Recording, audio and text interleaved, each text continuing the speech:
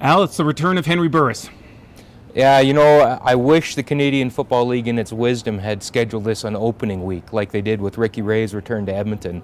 Then this game would have had a lot more juice than it does right now. Now we're seeing a 5-10 Hamilton team that is playing atrocious football, and you know, it would have been a meaty storyline with Henry Burris coming back. It still is to an extent, but certainly not what it would have been opening weekend, or if Hamilton was having any kind of season this year. Is that because Hamilton's offensive line is decimated? I would say it's more on the defense. The defense has been atrocious from day one.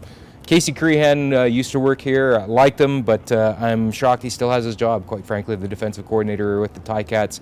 Just, you know, it's been...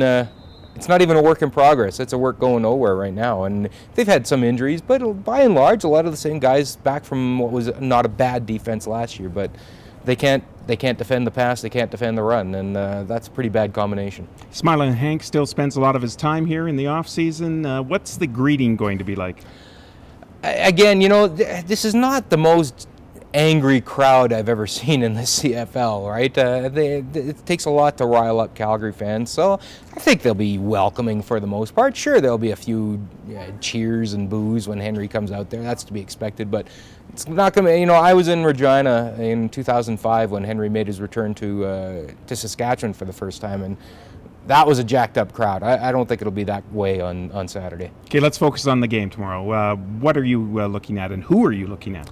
Well, you know, lost in the shuffle here, a lot of ways, is Kevin Glenn, right? I mean, a lot of the focus, most of the focus is on Henry Burris, but Kevin Glenn has had a wonderful, wonderful year here, and one of the very biggest reasons why the Stampeders are tied for the second best record in the CFL right now, and he's in a situation to add another nail to the coffin of his ex-team, and I'm sure that fires him up. And he's played good football. You know, last week in Winnipeg, the second half was not great, but he wasn't alone. I mean, there was a lot of struggles out there on offense, but I'm sure he'll be looking to bounce back. Defensively, looks like Stevie Baggs will make his Stampeder debut against a team, by the way, that cut him last February. So I'm sure he's got a lot to play for. So that's going to be worth watching. And again, you know, Stevie Baggs and Charleston Hughes, whether they can put some consistent pressure on Burris and force him into some of those, well, those Burris-like throws that every now and then he throws off his back foot and it leads to interceptions. He's got amazing numbers, but there's something about Henry that seems to produce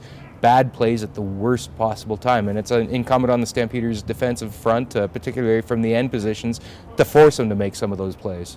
One of those players, Charleston Hughes? Yeah, absolutely. I mean, he's set a new career high for sacks last week in Winnipeg, his 8th sack of the season. His previous career best was 7. And again, you know, does nothing to dissuade me that he is the defensive player of the year in the West Division. I know J.C. Sherritt's done a nice job, but a lot of that too is that the defense in Edmonton is on the field an awful lot, so he's got opportunities to make those plays. Charleston Hughes has been consistently great from day one for the Stampeders.